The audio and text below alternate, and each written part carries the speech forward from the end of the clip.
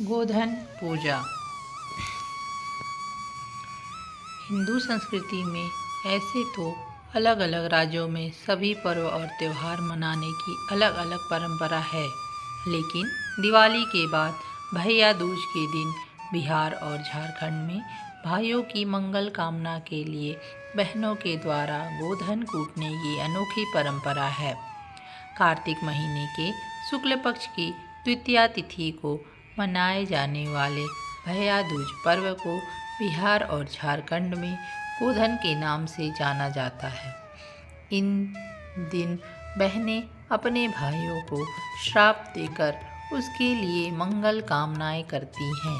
ऐसी मान्यता है कि भाइयों को इस श्राप से मृत्यु का डर नहीं होता। भाइयों को जमकर कोसा जाता है। गोधन के मौके पर बिहार और झारखंड में बहन द्वारा भाइयों को जमकर कोसा जाता है और गालियां भी दी जाती हैं। यहाँ तक कि भाइयों के मृत्यु का भी श्राप दिया जाता है। इस क्रम में बहनें अपनी जीभ में रेंगनी, एक प्रकार का पौधा के कांटों को चुभाती हैं। इस क्रिया को सापना भी कहा जाता है। यम और यमी की प्रतिमा बनाई जाती है। इस पर्व में कई महिलाएं एक ही स्थान पर जमा होकर गोधन कूटती हैं। गोधन पर्व सभी उम्र की महिलाएं करती हैं। इस दिन महिलाओं द्वारा मोहल्ले में एक घर के बाहर सामूहिक रूप से गोबर से चौकोर आकृति बनाई जाती है, जिसमें गोबर से ही यम और यमी की प्रतिमा बनाई जाती है।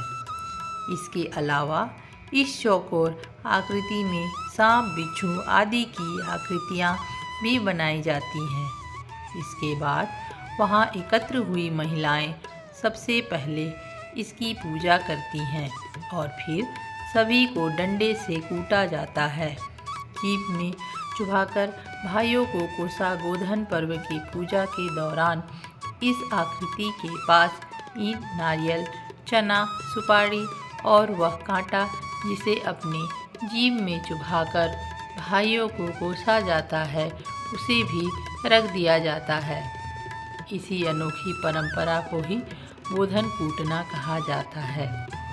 गोधन कूटने के दौरान महिलाएं साथ में मिलकर गीत और भजन भी गाती हैं।